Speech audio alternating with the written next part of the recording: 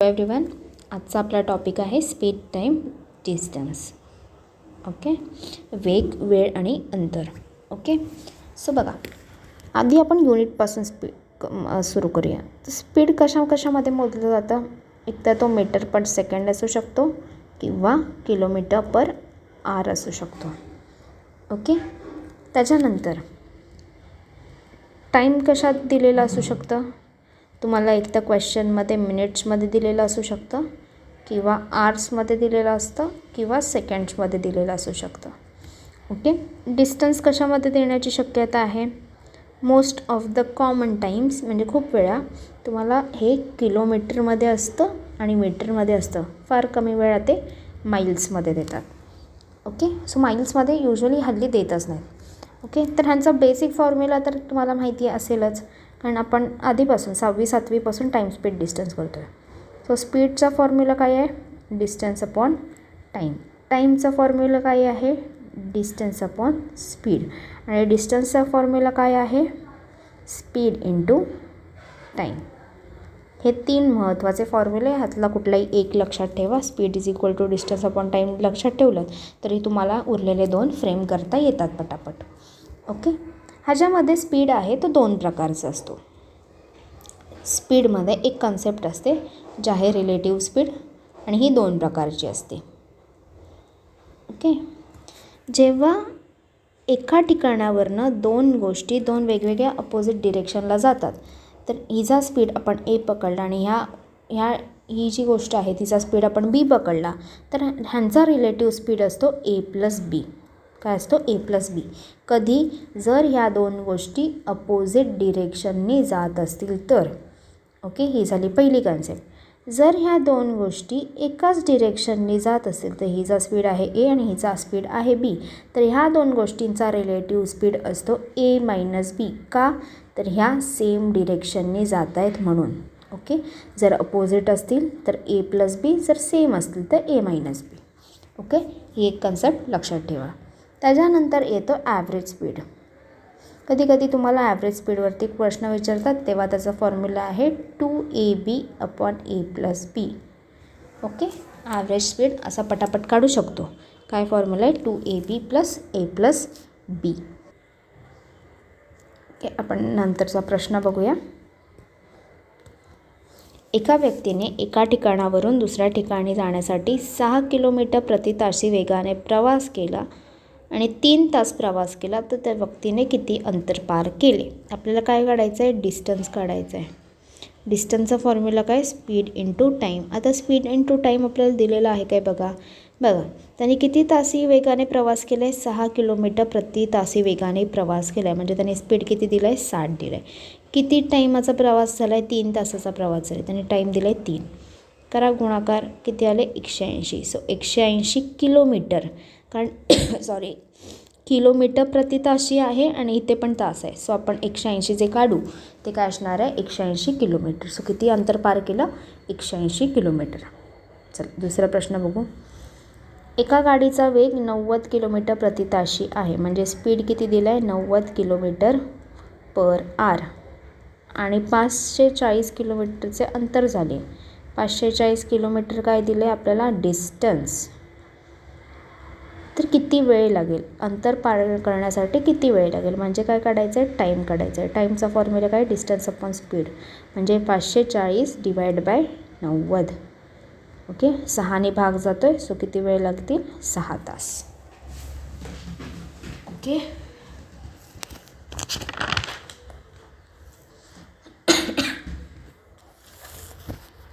चल नंतरचा प्रश्न करूया.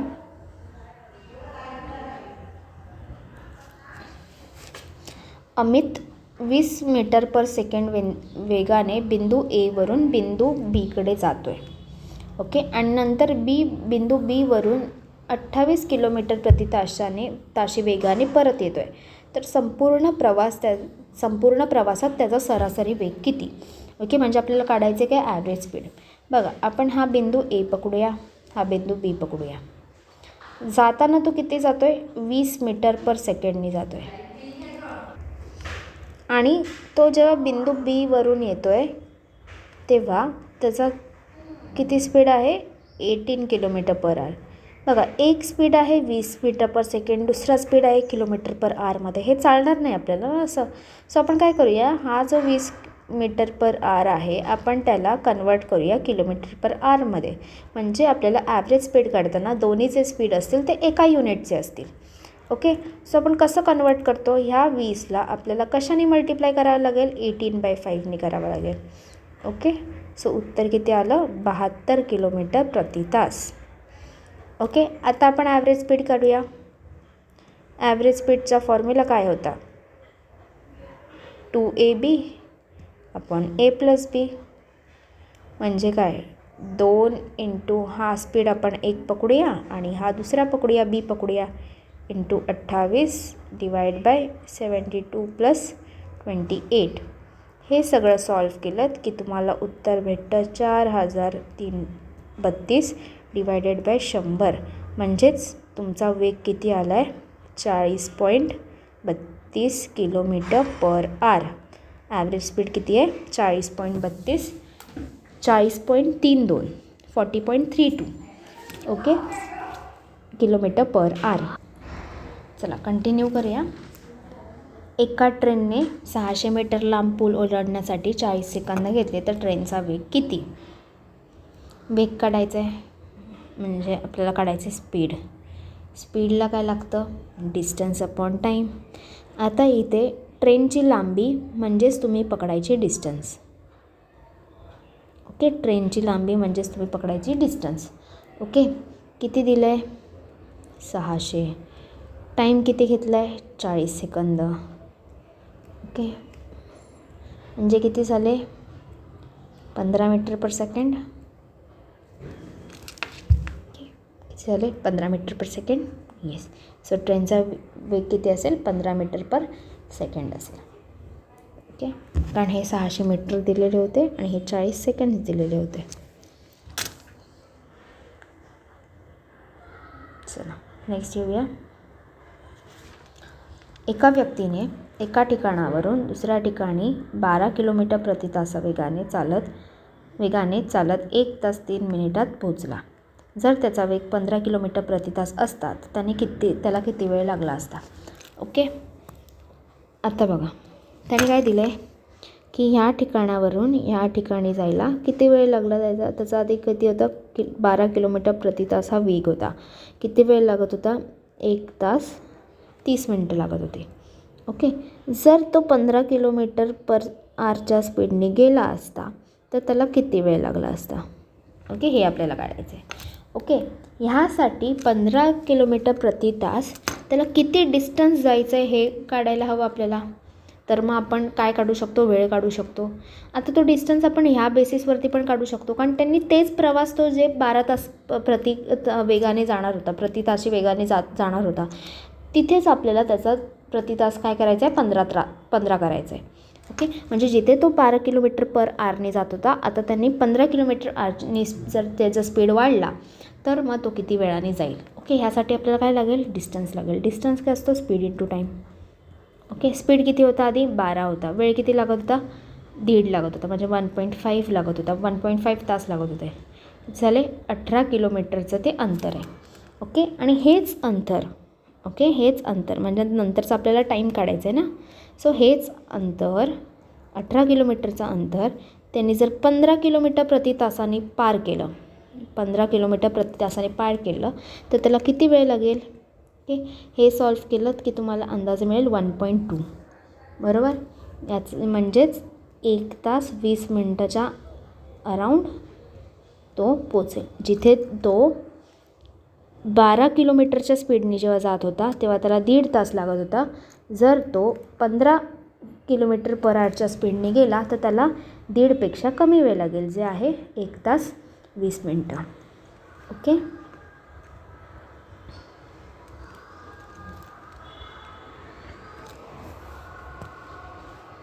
ओके. चला नेक्स्ट बघा. 2 गाड्या समोरासमोर येत आहेत. एकच मिनटं.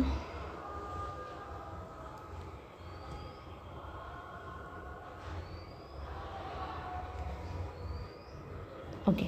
2 गाड्या समोरासमोर येत आहेत. त्यांचा वेग अनुक्रमे 80 किलोमीटर ताशी आणि 120 किलोमीटर ताशी आहे. जर त्यांच्या दरम्यान 400 किलोमीटरचं अंतर असेल तर एकमेकांना किती वेळात भेटतील. ओके, आता बघा आपल्याला काय फाईंड करायचं आहे, वेळात भेटतील म्हणजे time is equal to distance upon speed find करायचं आहे. आता बघा 2 स्पीड दिलेले आहेत. एक स्पीड दिला आहे काय 18 किलोमीटर प्रति तास आणि दुसरा काय दिलं आहे 120 किलोमीटर प्रति तास. म्हणजे काय पाहिजे आपल्याला 400 किलोमीटरचं अंतर आणि एकच स्पीड हवा आहे. ओके, ह्यासाठी आपल्याला लागेल कन्सेप्ट रिलेटिव्ह स्पीडची. ओके, रिलेटिव्ह स्पीडची कन्सेप्ट लागेल. ओके, बघा 2 वेगवेगळ्या ठिकाणावरनं गाड्या एकमेकांसमोरासमोर येत आहेत. बघा 2 गाड्या समोरासमोर येत आहेत. 2 ऑपोजिट डिरेक्शनमधून येत आहेत गाड्या. एक आहे 80 किलोमीटरच्या स्पीडने, एक आहे 120 किलोमीटर पर आवरच्या स्पीडने. ऑपोजिट डिरेक्शनमधून येत आहेत म्हणजे रिलेटिव्ह स्पीड काय असणार आहे 80 + 120. एकाच दिशेने जर जात असतील तर मग आलं असतं मायनस, पण इथे 2 वेगळ्या दिशेने एकत्र येत आहेत म्हणजे रिलेटिव्ह स्पीड किती झाला 200 किलोमीटर प्रति तास झाला. ओके, आता आपण काढू शकतो टाईमचा फॉर्म्युला काय डिस्टन्स अपॉन स्पीड. डिस्टन्स किती दिलं आहे 400 किलोमीटरचं अंतर आहे त्यांच्यामध्ये. स्पीड किती आहे 200च आहे. याचा अर्थ किती वेळ लागेल 2 तास त्यांना लागतील. ओके, 2 तास एकमेकांना भेटायला लागतील. ओके, तसंच बघा नेक्स्ट प्रश्न. एका व्यक्तीने 10 किलोमीटर अंतर सायकलवरती 20 किलोमीटर प्रति तास वेगाने पार केला आणि दुसरा 20 किलोमीटर अंतर हे 10 किलोमीटर प्रति ताशी वेगाने पार केलं. तर सरासरी वेग किती. सरासरी वेग म्हणजे ॲव्हरेज स्पीड.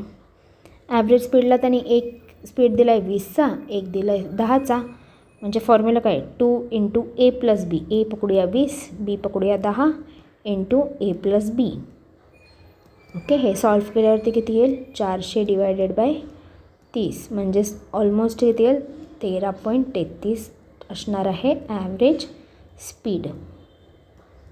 ओके, 13.33 असणार आहे ॲव्हरेज स्पीड. ओके, 2 स्पीड दिलेत ते फॉर्म्युलामध्ये टाका तुम्हाला ॲव्हरेज स्पीड मिळेल. ओके, फॉर्म्युला लक्षात ठेवा 2AB / A + B. चला नेक्स्ट प्रश्न करूया.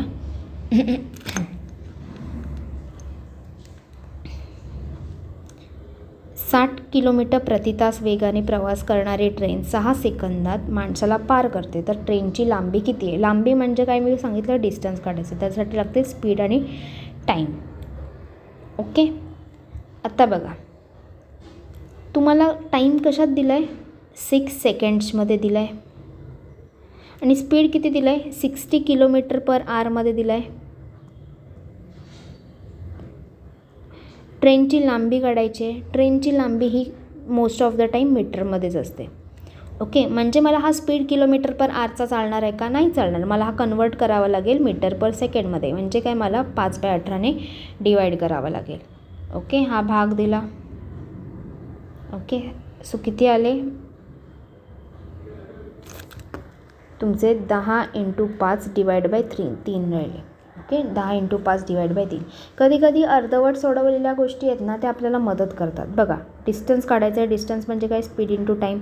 स्पीड किती काढलं आहे तुम्ही स्पीड काढलं आहे तुम्ही 10 × 5 / 3. वेळ किती आहे 6 सेकंदांचं 6. इथे बघा हा भाग गेला 3 × 1 = 3, 2 × 6. आता राहिलेल्या गोष्टी ॲड करा 10 × 5 = 50, 50 × 2 = 100. किती आहे 100 मीटर. किती आलं 100 मीटर. ओके, सो ट्रेनची लांबी किती असणार आहे 100 मीटरची ती ट्रेन असणार आहे. ओके, चला एका व्यक्तीने एका ठिकाणावरून दुसऱ्या ठिकाणी 5 तासात पोहोचण्यासाठी 12 किलोमीटर प्रति तासा वेगाने चालले. जर त्याचा वेग 15 किलोमीटर प्रति ताशी असता तर त्याला किती वेळ लागला असता. तीच एका ठिकाणावरून दुसऱ्या ठिकाणी जायला 5 तासात.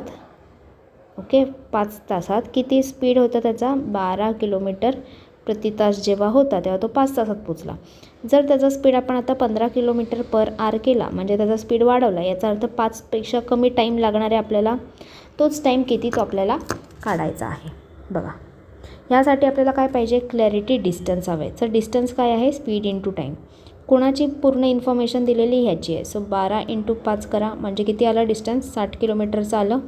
ओके, म्हणजे जेव्हा आपण त्या माणसाला 60 किलोमीटर 15 किलोमीटर पर आवरच्या स्पीडनी चालायला लावू तेव्हा त्याला किती भेटेल?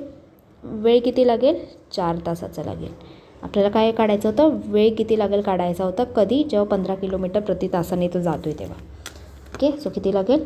4 तास लागतील. ओके, सो अशा पद्धतीने तुम्ही टाईम स्पीड डिस्टन्सचे प्रॉब्लेम सोडवू शकता.